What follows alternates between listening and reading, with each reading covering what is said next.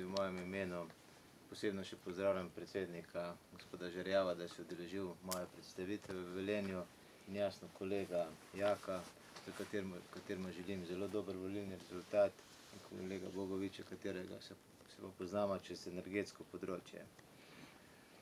Da sem se odločil za pot v Slovensko ljudsko stranko, je zelo enostavna bila rešitev, kajti ko gledam stranko, je res to, da vedno se je veliko naredilo, pa manj govorilo.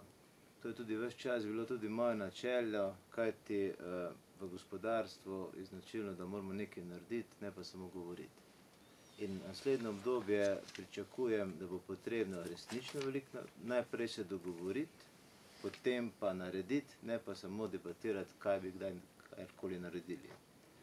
Tako da jasno poznate me, da sem iz Termoelektrarne Šoštanj, projekt, kateri je bil uvrščen v resolucijo razvojnih projektov leta 2006, mislim, da je prišel do stopnje realizacije in to je tudi eden izmed redkih projektov, ki je dejansko prišel iz plana v realizacijo. In mislim, da je potrebno v naslednjem mandatu nekaj projektov določiti in jih tudi izpeljati. Veliko bi lahko govorili o energetiki, ampak mislim, da bo še čas za to. Rekel bi tudi nekaj besed glede tretje razvojne osi. Ta tretja razvojna os si bi zavzemal, da bo omogočila razvoj Šaleške doline, ne pa hitrejšo pot možganov do Ljubljane. Se pravi, da bi ljudje hitreje prišli v službo v Ljubljano. In tudi zelo se zavzemam za to, da pride do decentralizacije, ne pa centralizacije.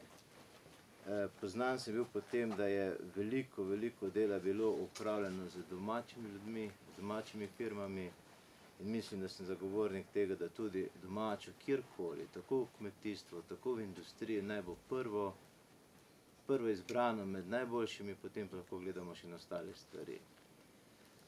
Slovenska ljudska stranka ima ene zelo dobre korenine in mislim, da imamo zelo podobna mišljenja, kajti konec koncev vsak kmet ve, kdaj mora krompir posaditi, da ga lahko potem jeseni ven spravi. Ne moreš debatirati, da ga boš aprila, maja ali pa mogoče junija. In tudi mislim, da edini uspeh za Slovenijo je, da vemo, kaj bomo naredili in da potem to tudi naredimo.